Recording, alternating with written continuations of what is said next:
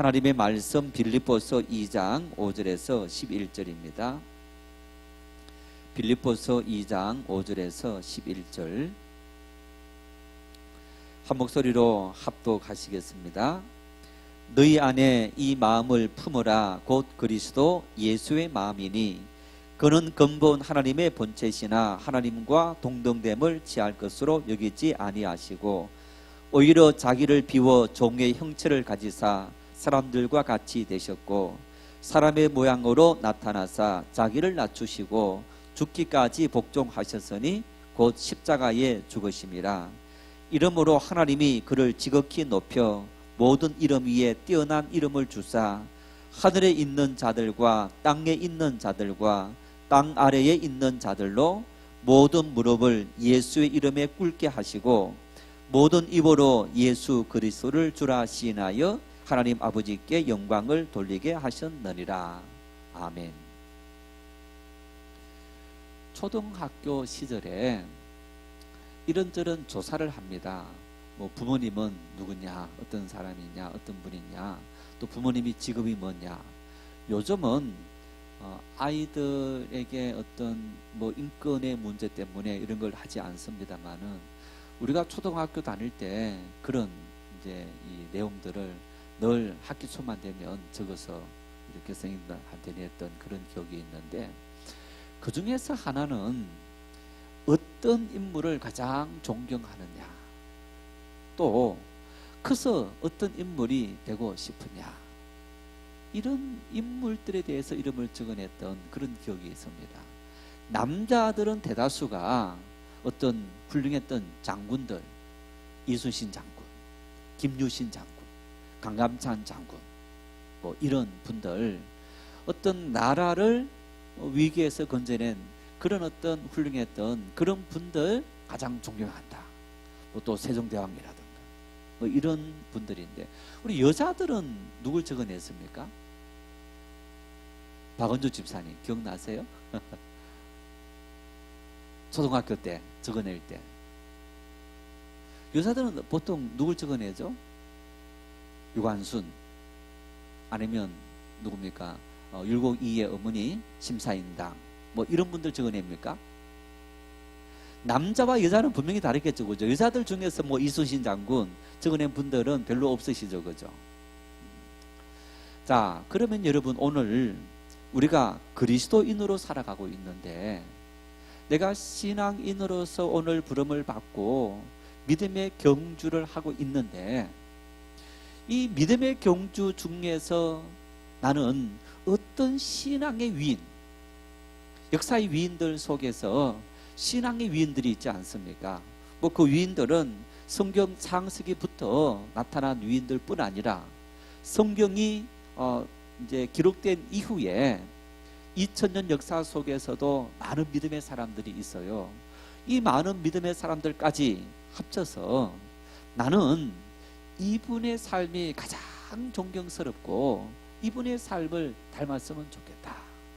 아마 그런 분들이 각기 나름대로 있을 겁니다.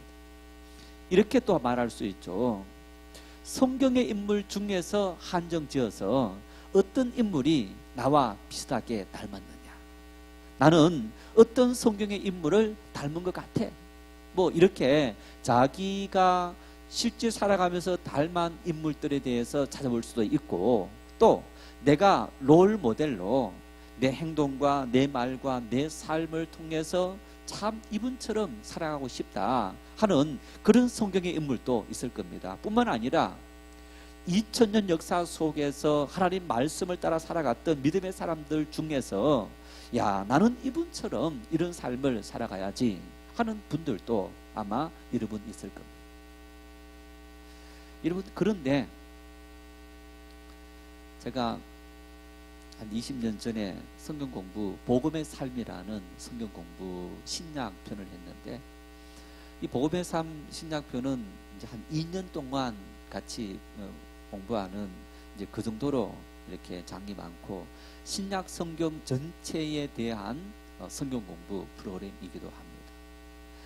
한 1년쯤 지났을 때 이제 그 고린도전서 뭐 후서 바울서 시인을 하는데 이제 뒤에 이름은 기억 안 나는데 그때 이곤사님이라는 분이셨어요. 이분이 그 성경 공부를 마치고 가기 전에 이제 사무실로 와서 궁금하대요. 뭘 궁금합니까? 오늘 공부한 것 중에서 바울 사도께서 너희는 나를 본받는 자 되라 이런 말씀을 하셨는데 어떻게 바울 사도가 자기를 본받아라라고 이렇게 감히 말할 수 있느냐? 이분은 바울 사도가 성경을 쓰고 아무리 위대한 삶을 살았다 할지라도 바울 사도가 자기를 본받아라 라고 말하는 것은 너무너무 교만하다 그런 생각을 했기 때문에 어떻게 바울 사도가 하나님도 아니고 예수님도 아닌 바울 사도가 나를 본받아라 이런 말을 할 수 있느냐? 읽은 본문 중에서 그런 본문이 있었던 겁니다. 여러분, 나는 바울 사도를 본받으리라. 이게 잘못된 겁니까? 아니면 괜찮은 겁니까? 그리고 바울 사도가 너희는 나를 본받아라 이런 말씀을 한 이유가 어디에 있을까? 어디에 있을까요?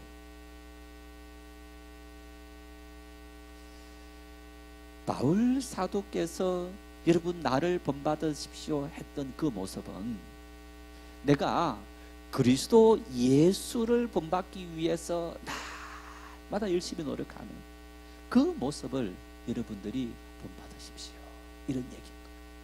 내가 넘어지는 그 모습들, 내가 절망하는 그 모습들, 또 내가 성내는 그 모습들, 나쁜 그 모습을 본받는 것이 아니고 내가 지금 살아가는 삶의 모습 속에서 넘어질 때도 있지만은 가장 기본적으로 근원적으로 내가 지금 가는 인생의 향방이 어디 있느냐? 그리스도 예수께서 내 인생의 표대이고 나는 표대이신 그리스도 예수를 닮아가고 예수님께서 명하신 일들을 하려고 노력하는 삶, 그 삶을 여러분들 본받으십시오.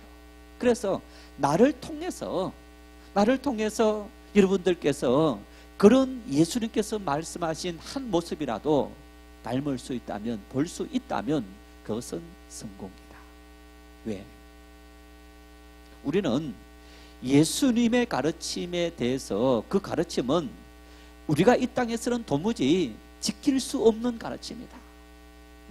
그것은 최고의 선이고 최고의 윤리이고 최고의 도덕이기 때문에 우리가 감히 예수님 말씀하신 그 말씀은 우리가 정말 조금이라도 흉내내기조차도 힘든 그런 말씀이다라고 이미 포기해버리는 거예요.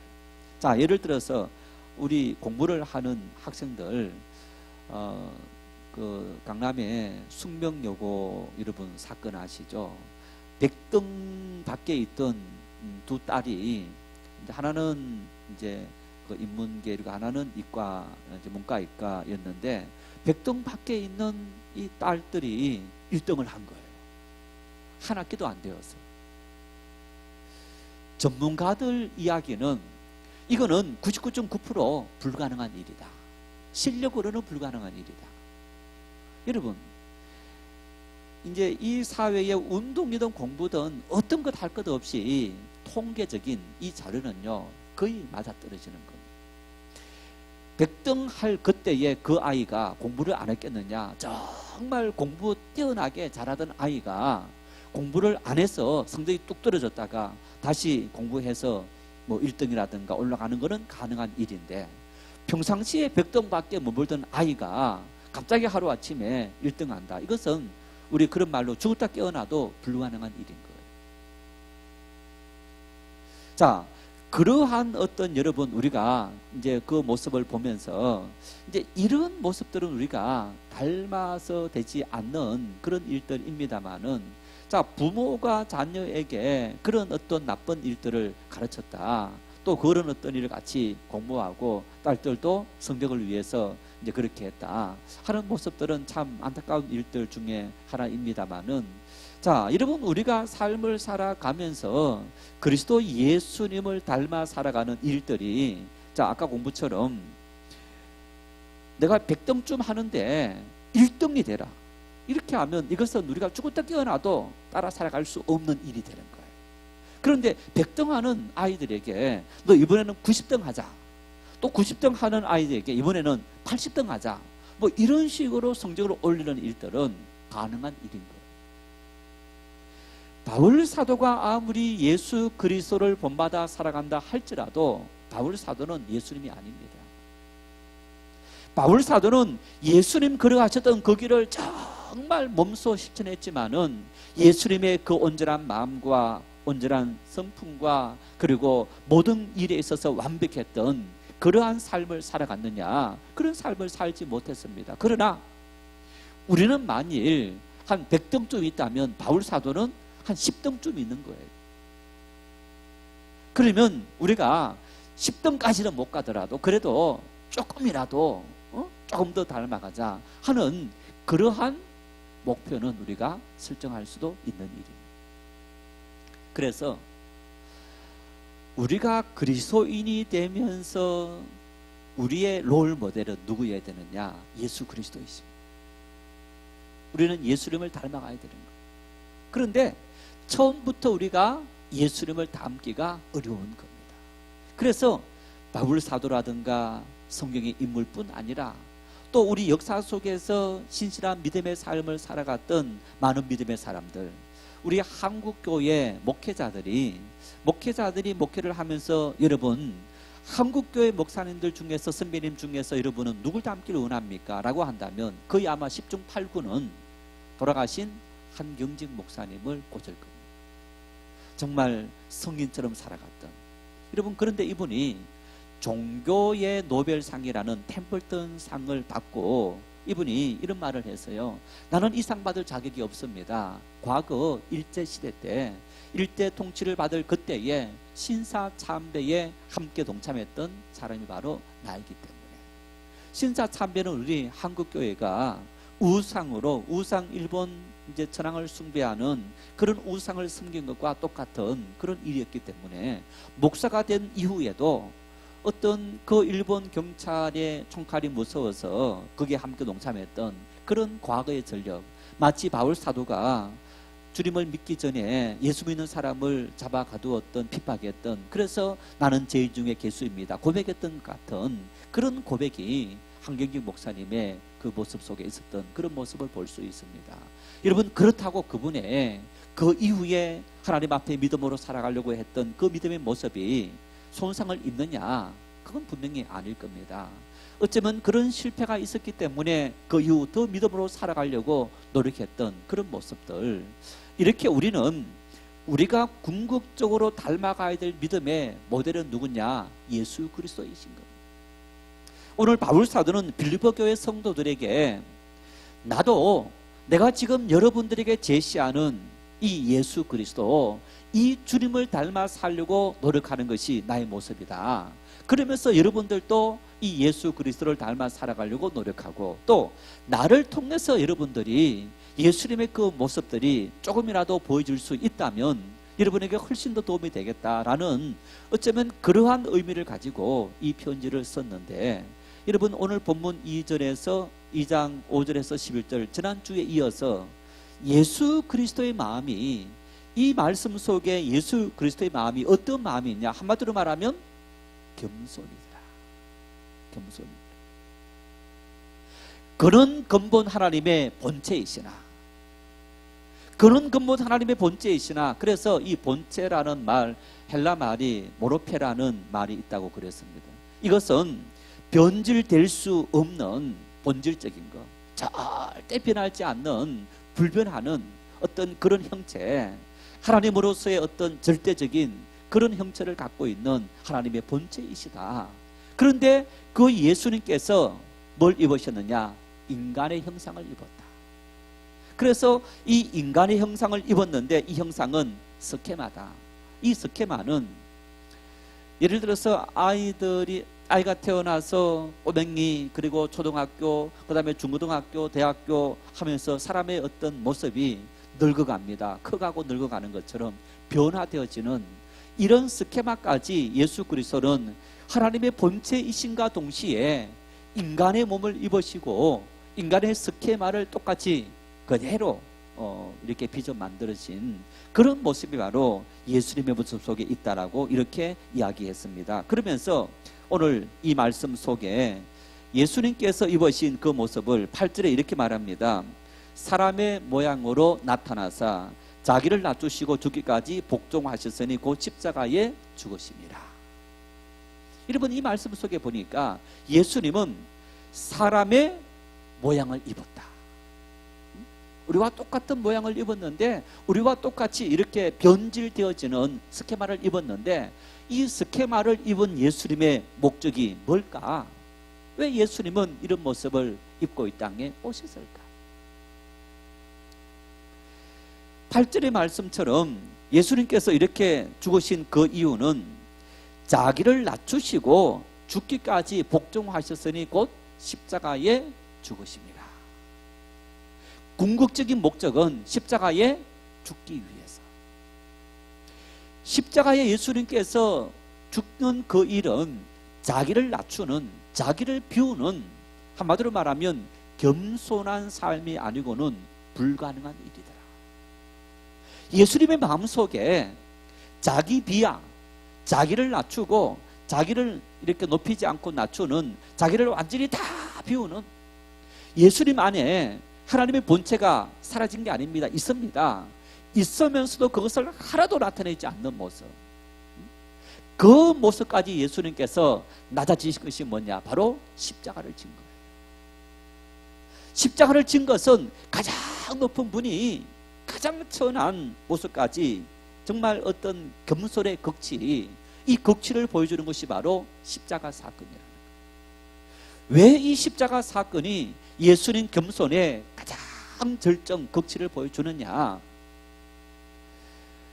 로마 시대에 많은 형벌이 있는데 이 형벌 중에서 최고 형벌은 사형이지 않겠습니까? 사형 중에도 사람을 죽이는 방법이 아주 다양합니다. 뭐 예를 들어서, 죄송합니다, 이 참 죽음에 대해서 사람을 이렇게 그 과거에 죽일 때는 이제 말 4마리에 사람의 사지를 묶어서 말을 이렇게 가게 해서 사람을 이렇게 터지게 해서 죽인다든가, 또 목을 벤다든가, 뭐 어떤 이런 끔찍한 죽음들도 있습니다. 그런데 이런 죽음들은 여러분 어떻습니까? 빨리 끝나버리는 거예요. 빨리 끝나버리는데, 십자가에 매달렸다, 사람을 십자가에 딱 매달렸다, 죽을 때까지 매달아 놓는 거예요. 1시간, 2시간 만에 잘 죽지 않습니다. 그러면 그 죽음의 고통이 끔찍한 거예요. 또 보다시피 이제 그 십자가에 매달 때 거의 뭐 벌거벗겨서 매다는 이런 모습을 볼 수 있습니다. 그래서 로마 시대의 이 십자가형은 노예들과 이방인들, 노예들, 인간 취급받지 못하고 동물 취급받았던 노예들과 이방인들 중에서 어떤 이제 로마가 많은 이방인들을 정복해서 다스렸는데 쿠데타를 일으켰다든가, 다시 정부를 이렇게 살리기 위해서 독립운동을 하면서 로마의 어떤 적대적인 관계를 가지고 자기 독립을 위해서 했던 어떤 그런 사람들에 대해서 형벌을 가하는 형벌이 바로 십자가 형벌이라는 것. 그래서 가장 끔찍한 죽임을 받더라도 최악의 상태, 이 상태가 바로 십자가 형벌이라는 것. 그래서 유대인들이 신명기 21장 23절 말씀에 나무에 달려 죽는 것을 하나님의 저주다 이렇게 생각했다는 거예요. 사람이 죽는데 죽는 것 중에서도 나무에 달려 죽는 것은 하나님의 저주를 받아서 죽었다라고 말할 정도로, 그래서 그 당시 예수님 믿지 않았던 그런 유대인들은 예수님께서 십자가 형벌 당할 그때에 저는 하나님의 저주와 심판을 받아서 이런 죽음을 죽었다라고 생각할 정도로 예수님의 죽음은 정말 죽더라도 가장 처참한, 더 이상 부끄럽고 어떤 지옥적이고 모독적인 그런 어떤 죽음의 상태, 이 죽음이 바로 예수님의 십자가였다는 거예요. 여러분, 그래서 이 모습은 하나님이신 예수님께서 그 안에 하나님의 본체가 그대로 변질되지 않게 갖고 있는 하나님이신 그 예수님께서 낮아지시되 가장 더 이상 낮아질 수 없는 상태, 그 상태까지 낮아진 것, 이것이 바로 예수님께서 인간의 몸을 입고 사람의 몸을 입고 죽기까지 복종하셨으니 곧 십자가에 죽으심이라, 이 말씀입니다. 이 말씀 한마디 한마디가 예를 들어서 복종이라는 그 단어만 띄어서 또 설명하기도 하고 십자가라는 사건만 또 풀어서 설명할 수도 있지만은, 이 본문 자체가 우리에게 무엇을 보여주고 있느냐, 바울 사도는 그리스도 예수의 마음을 보여주고 있는 거예요. 그리스도 예수의 마음이 어떤 마음이냐, 하나님의 본체이신 그 하나님께서 이렇게 가장 끔찍한 십자가형, 정말 가장 저주받은 그 형을 당하기까지 순종하신 예수님의 마음속에는 무엇이 들어있더냐, 바로 겸손이 들어가는 거예요. 겸손. 예수님의 겸손은 이처럼 자기를 정말 끝까지 낮추는 그런 겸손까지 있더라고요. 여러분, 요즘 우리가 자녀들을 양육하면서 어떻게 양육합니까? 겸손의 미덕을 요즘 엄마들이 제대로 가르친다고 생각하십니까? 가르치지 않는다고 생각하십니까? 요즘 부모들은 겸손이라는 개념을 모르는 것 같아요. 어디든지 이 장소가 뭐 애들이 밥 먹어야 될 식당이다, 아니면 뭐 조용히 해야 될 어떤 장소다, 그런 거 개의치 않고, 만일 우리 아이가 뭐 이렇게 이제 했다가 좀 떠들었다, 누군가 야단쳤다, 이건 떠드는 장소가 아니야, 그러면 왜 우리 아이 기 죽이느냐? 우리 아이 기 죽이는 것이, 다시 말하면 기 안 죽이고 살리는 것이, 아이가 하고 싶은 그대로 내버려 두고 방치하고 하고 싶은 그대로 하는 것, 마치 이것이 아이의 길을 살려주는 것처럼 생각하고 그 교육이 최고 교육이 되고 있는 것. 그건 최고 교육이 아닙니다. 최악의 교육인 거예요.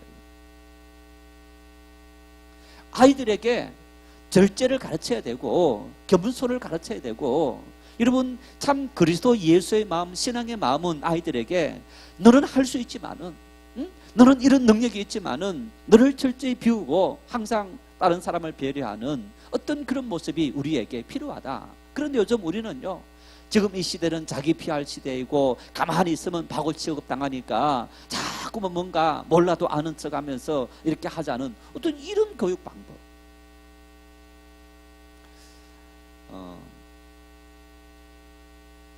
성공하는 사람의 7가지 습관이라는 책, 이만한 두께의 책이 있습니다. 이제 이 책이 처음 나왔을 때 제가 기독교 윤리 방법론이라는 이제 이 석사 과정에서 공부할 때, 이 기독교 윤리 방법론이라는 것은 우리가 삶을 살아가면서 많은 문제가 생기지 않습니까? 갈등이 생기기도 하고, 문제와 갈등이 생겼을 때 그것이 나에게 다가왔을 때 이것을 내가 어떻게 해결할 거냐, 어떤 방법으로 해결할 거냐, 이게 기독교 윤리 방법론인 거예요. 그래서 그때 이제 97년도에 이제 그 수업을 하면서 리더십과 관련된 책들이 그때 막 이렇게 나올 때였습니다.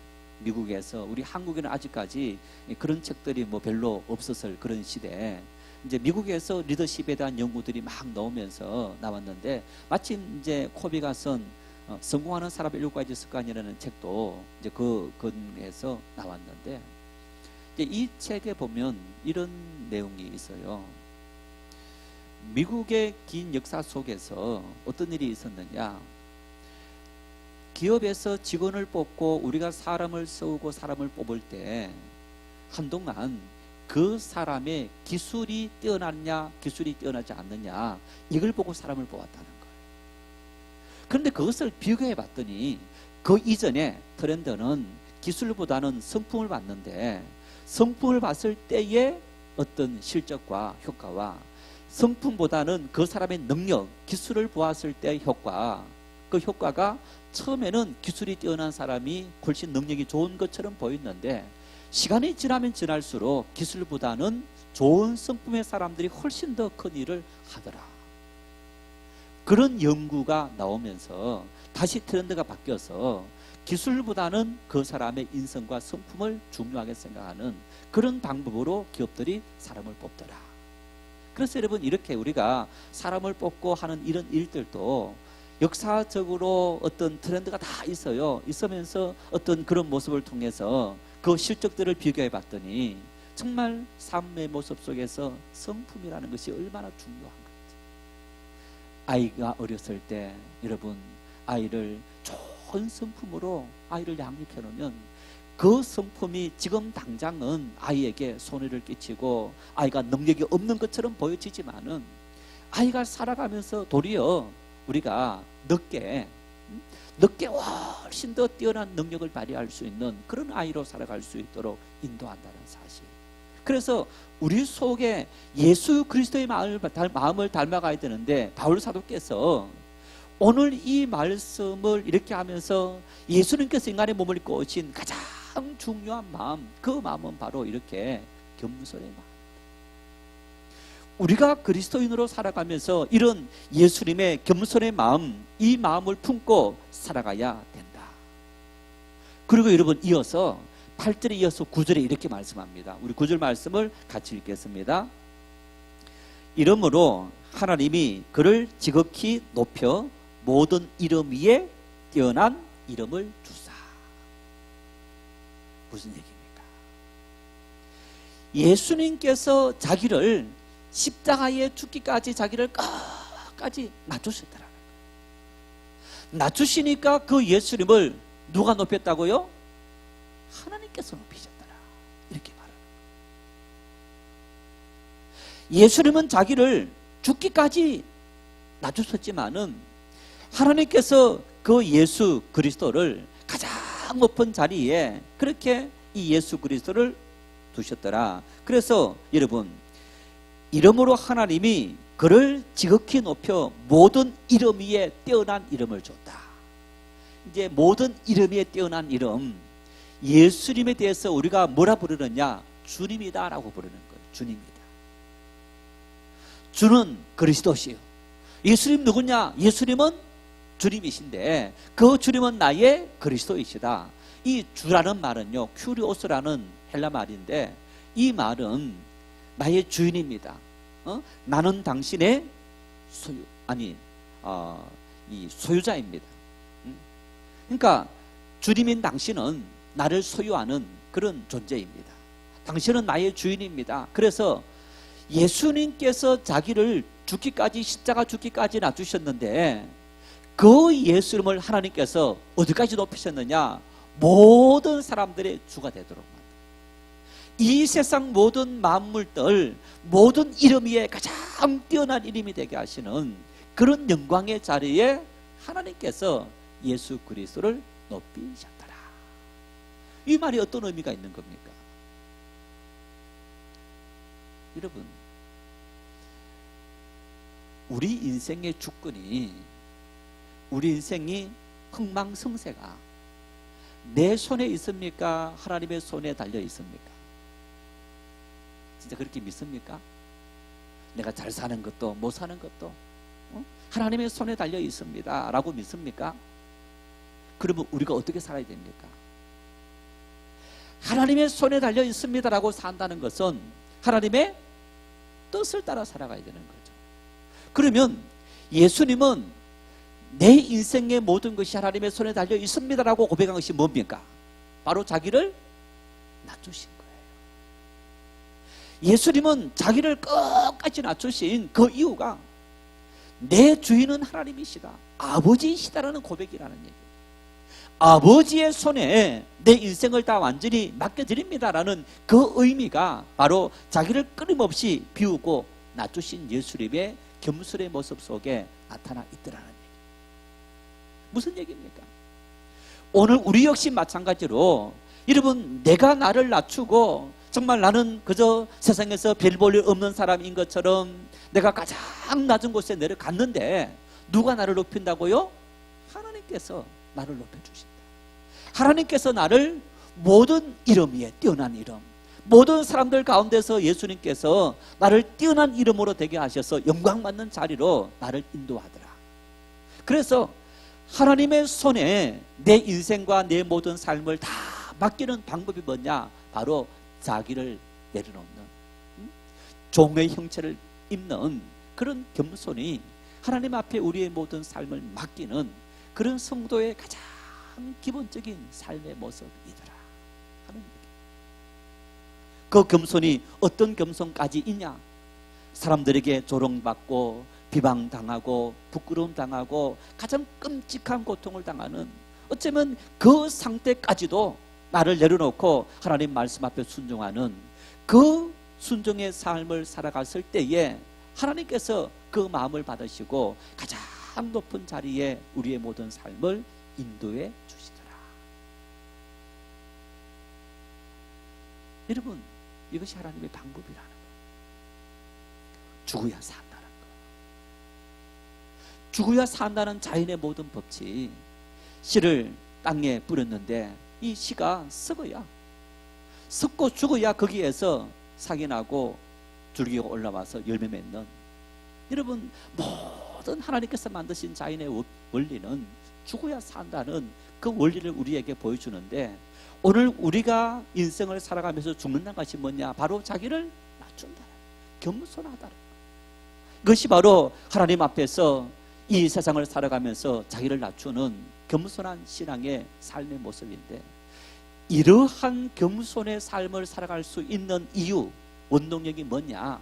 하나님의 살아계심을 믿는 사람들, 하나님의 존재를 온전히 인정하는 사람들. 내 인생이 하나님의 손에 달려있음을 내가 알기 때문에 나는 끊임없이 나를 비우고 전능하신 하나님께서 나를 온전히 인도하실 줄 나는 확실히 믿습니다. 그 믿음이 있는 사람들만이 이러한 자기를 낮추는 겸손의 삶을 살아갈 수 있게 되더라 하는 이 모습을 우리가 볼 수 있습니다. 예수님께서 자기를 낮추시고 십자가 죽기까지 하셨는데, 여러분, 하나님은 예수님을 어디까지 높이신 겁니까? 부활하게 하시고 하나님의 보좌 우편에 앉기까지 예수님을 하나님께서 인도하셨더라. 가장 높은 자리에 인도하신 그런 주님의 모습, 우리가 이런 모습을 볼 수 있는데, 예레미야 33장에 그런 말씀이 있죠. 일을 행하시는 여호와, 그것을 지어 성취하는 여호와, 그 이름을 여호와라 하는 이가 이르시되 너는 내게 부르짖어라. 내가 내게 응답하겠고 내가 알지 못하는 크고 은밀한 일을 내게 보이리라. 여러분, 이 말씀을 오늘 이 빌립보 말씀에 적용시키면 이런 얘기입니다. 너는 내게 부르짖어라. 그 얘기는요, 너는 너 인생에 당면한 그 문제 앞에 너를 끝까지 내려놓아라. 다시 말하면 하나님께 맡기라는 얘기입니다. 하나님의 선하신 손에 너희가 맡기면 하나님께서 일하시는 여호와 하나님께서 우리를 위해서 일하셔서 우리를 통해 하나님의 놀라운 뜻을 이룩하시는 은혜를 우리에게 부어주신다 하는 그 말씀, 우리는 그 말씀을 정말 우리 가슴에 깊이 새길 수 있어야 하는 겁니다.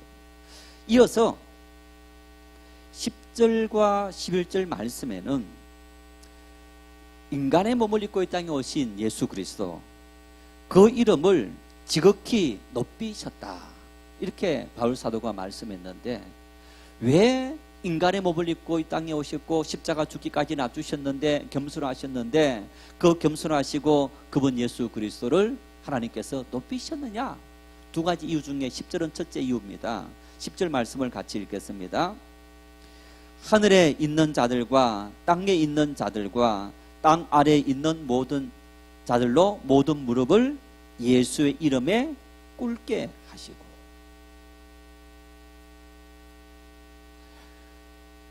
땅에 있는 자들과 하늘에 있는 자들과 땅 아래에 있는 모든 자들.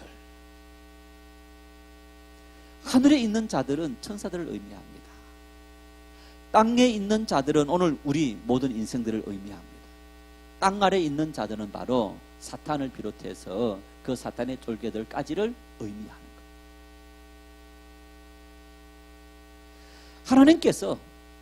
하나님께서 예수 그리스도를 십자가 지게 하셨는데, 여러분 그 십자가, 겸손한 그 십자가는 이렇게 하나님께서 그 십자가를 정말 다시 예수님을 살리심으로 말미암아서 모든 인생들을 비롯해서 하나님 만드신 이 창조 속에서 모든 존재들이 예수 그리스도의 이름 앞에 무릎을 꿇게 하기 위해서 하나님은 이러한 방법을 사용하시더라.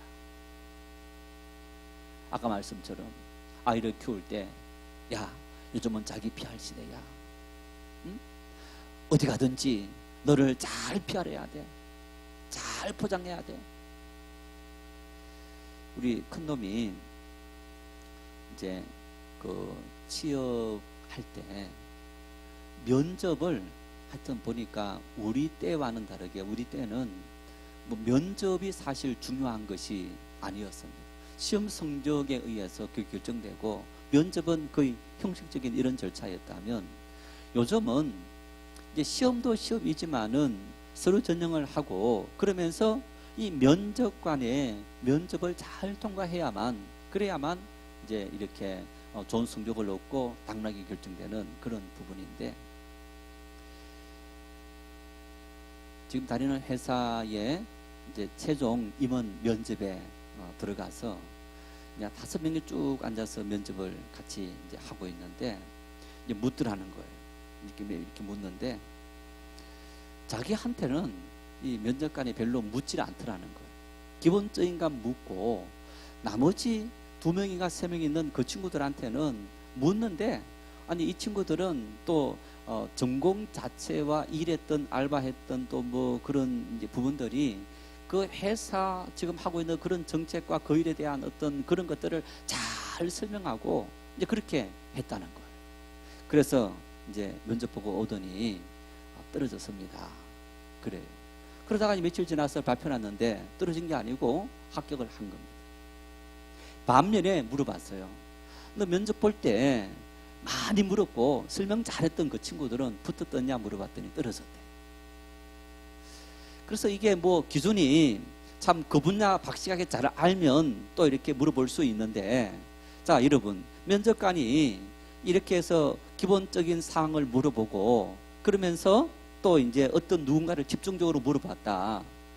아, 저 친구가 마음에 들어서 물어볼 수도 있고, 또 반면에 거꾸로 생각하면, 아, 쟤는 조금 뭔가 문제가 있는 것 같아, 확인해 봐야 돼 하면서 물어볼 수도 있는.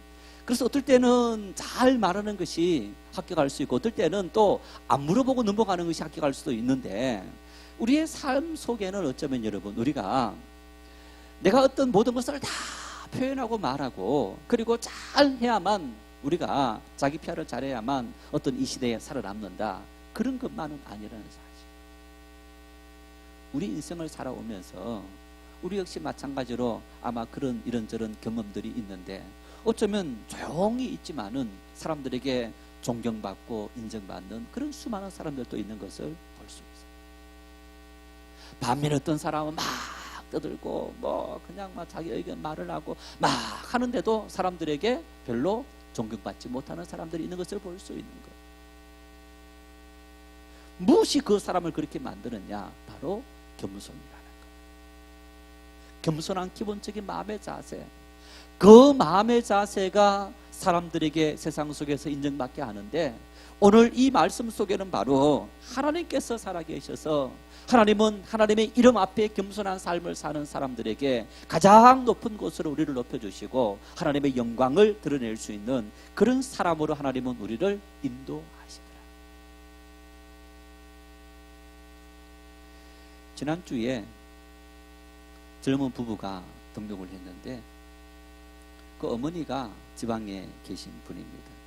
이제 서울 사시다가 직장 때문에, 남편 직장 때문에 이제 지방에 가셨다가 거기 정착을 했다 하는 그런 분이신데, 이제 같이 와서 이제 등록을 하고, 이제 아들 대회 이렇게 이제 부탁도 하고, 그러면서 이제 이 아들 자랑을 하는데, 직장 생활을 하면서 주의를 때로는 지킬 수 없는 직장임에도 불구하고 꼭 주의를 지켰고, 또 참 이렇게 직장 생활하면서 우리가 음주 같은 경우에, 술 같은 경우에는 남자들이 참 어려운 일인데, 참 이 아들은 직장 생활하면서도 그런 것 하지 않고 믿음으로 그렇게 참 여기까지 잘 온 그런 아주 자랑스러운 그런 아들입니다. 그렇게 이야기를 합니다. 그 이야기를 잠깐 이렇게 들으면서 어떤 마음이 생겼느냐 하면, 내가 그리스도 예수를 드러내고 나는 그리스도인입니다. 나는 하나님 믿는 사람입니다. 내가 이왕이면 하나님 말씀대로 내가 살아가려고 노력합니다. 그러한 삶을 드러내고 또 하나님 말씀대로 살려고 노력할 때 하나님께서 그를 그렇게 살아가도록 인도해 주시더라는 거예요. 장로님 한 분이 대기업의 사장이 되었는데, 이분이 자기 일화를 그런 얘기를 했어요. 뭐 사장 되기 전부터 이분은 장로님이셨고 굉장히 신앙이 좋은, 이제 대기업에 다니면서도 예배라는 예배는 안 빠지는, 뭐 금요 기도회 천하교도까지 나오시는 수요 예배는 당연하고, 이제 그렇게 그 선대 아버님도 장로님이시고 참 이렇게 믿음의 집안이었는데, 이제 그런 이야기를 이제 나중에 인사 고과 통과하고 한 이야기인데, 부사장에서 사장으로 올라갈 때 이제 회장 되시는 분이 이 사람은 너무 예수 믿는 일에 좀 그런 말로 좀 미친 사람 아니냐, 혹시 이렇게 해서 이 사람 회사에 지장 생기는 것이 아니냐 하고 이제 서류가 올라왔을 때 그렇게 판단을 했는데, 이 올린 인사 이렇게 또 담당자가 아닙니다, 이분은 충분히 이 일을 잘할 수 있는 그런 분입니다 하고 해서 사장으로 올라간 거예요. 오너가 아닌 다음에 사장까지 올라가는 것이 최고로 올라가게 되는 일인데, 정말 믿음의 삶을 잘 살아가는 그 장로님이 그렇게 인정받고, 참 우리가 나는 이런 사람입니다 커밍아웃한 그런 어떤 모습들, 나는 그리스도인입니다, 나는 하나님 말씀대로 살아가야 됩니다, 나는 말씀대로 살기 위해서 이것도 하지 못하고 이렇게 해야 됩니다 하고 그렇게 하면서 열심히 진실되게 살아갈 때 하나님께서 그를 높여주시더라. 여러분, 이 세상 누가 통치합니까? 이 세상 누가 통치합니까? 전능하신 하나님의 손에 달려있는 거예요. 우린 그걸 알아야 됩니다. 이 세상이 여러분 마귀가 지배하는 세상 아닙니다. 마귀가 우리를 시험해서 넘어뜨리게 만들고 악한 자들을 동원해서 넘어뜨리게 만들지만은, 여러분 이 세상이 누구 손에 달려있는 겁니까? 하나님의 손에 달려있는 거예요. 전능하신 하나님의 손에 이 세상이 달려있다는 얘기입니다. 예전에도 그런 얘기 한번 했습니다만은, 여러분, 자, 목회자들이 설교할 때 설교하면서 정치 이야기 해도 됩니까? 하지 말아야 됩니까? 간혹 아니 목사님이 뭐 설교하면서 왜 정치 이야기를 왜 해? 이렇게 말씀하시는 분들이 있는 거예요. 여러분, 정치가 뭡니까? 정치를 정치인들만 합니까? 정치인들이 예를 들어서 이제 우리 정치인들 이러면 이제 국회에서 나와 있는 국회의원들 이런 분들 다 정치인들이라 말하지 않습니까? 또 뭐 이렇게 이제 각 장관들이라든가 이런 분들이 일을 하시는데, 이 나라가 움직이는 정치 일들이 뭐와 밀접한 관련이 맺고 있습니까? 우리의 삶과 너무너무 밀접하게 관련을 맺고 있는 거예요. 정치인들이 어떤 법을 결정 내리느냐에 따라서 삶이 이렇게 될 수도 있고 저렇게 될 수도 있는 거예요. 너무너무 중요한 일인 거예요. 자, 여러분, 교육, 스포츠, 문화, 모든 이야기들이 우리가 살아가는 삶의 이야기인 거예요. 이제 정치 이야기 왜 하느냐? 거기는 이 목회자가 나는 보수야, 그래서 이러던 저러던 계속 보수 이야기만 하고, 아니면 나는 진보야, 진보 얘기만 하는 것은 문제인 거예요. 하나님의 말씀에 근거해서 우리가 어떤 것을 따라 살아가는 것이 하나님 말씀의 원리를 따라서 올바로 살아가는 일이냐라는 그런 고민들, 이 고민들 우리가 해야 된다는 얘기입니다. 왜? 하나님께서 통치하시는 세상이기 때문에. 하나님께서 다스리시고 통치하시는 세상이지, 여러분, 그 세상 속에서 우리가 교회 공동체 안에서만 여기만 들어오면 믿음의 삶 살고 잘 사는 것이 아니라 우리가 몸담고 있는 세상 속에서 살아가는 겁니다. 그 세상 속에서 하나님께서 우리를 죽기까지 낮추실 때 가장 높은 자리까지 높이 세우시는 하나님, 우리는 그 하나님을 인정하고 내 직장 속에서 사람 만나는 사회 공동체 속에서도 우리는 하나님의 영광을 위해서 살아갈 수 있는 그런 믿음의 사람들이 될 수 있어야만 하는 거예요.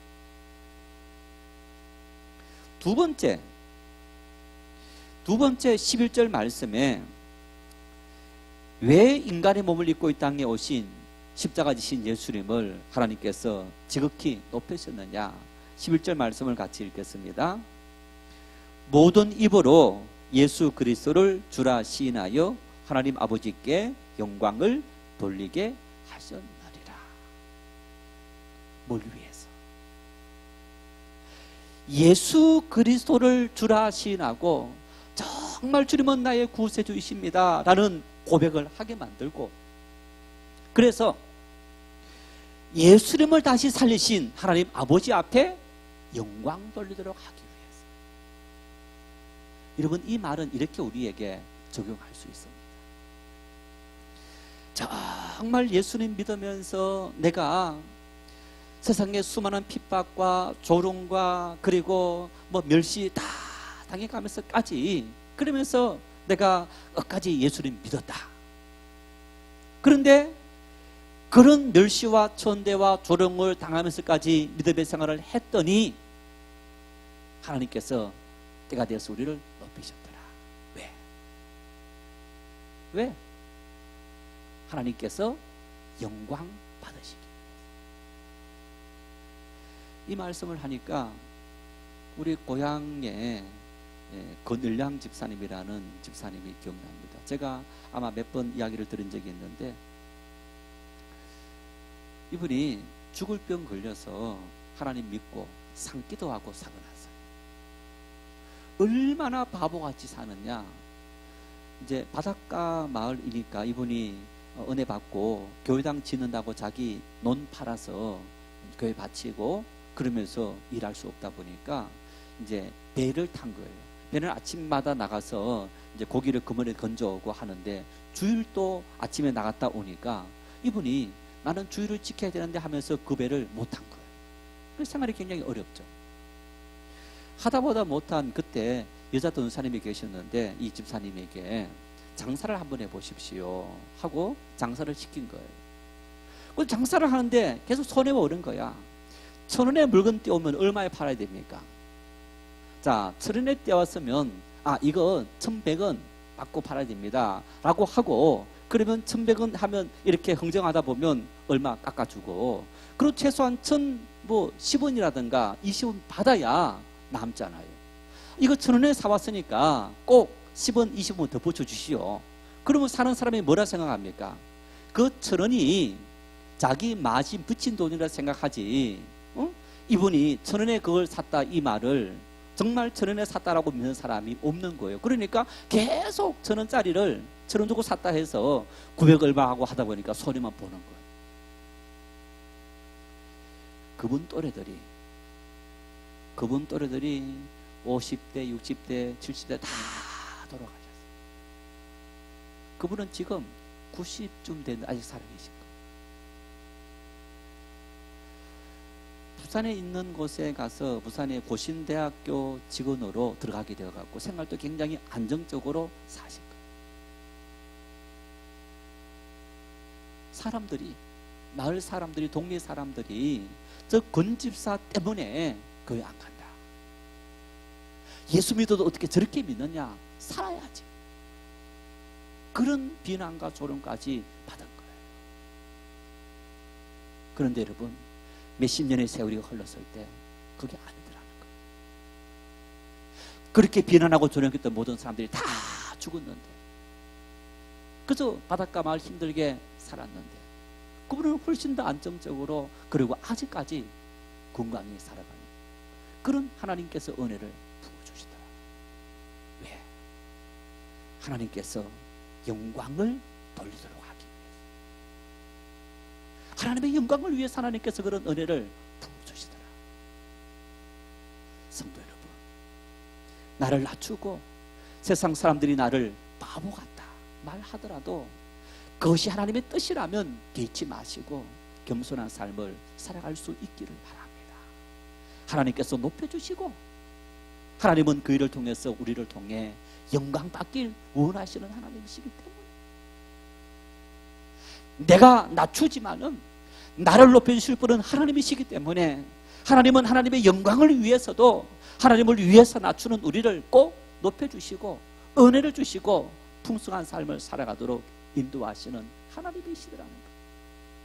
지금 당장 성공한 실패 이것을 보지 마시고 우리의 삶에 여러분 긴 세월을 살아가면서 그 세월 속에 하나님께서 우리를 어떻게 간섭하시고 인도하셨느냐, 그걸 바라볼 수 있는 믿음의 눈이, 신앙의 눈이 우리에게 필요한 겁니다.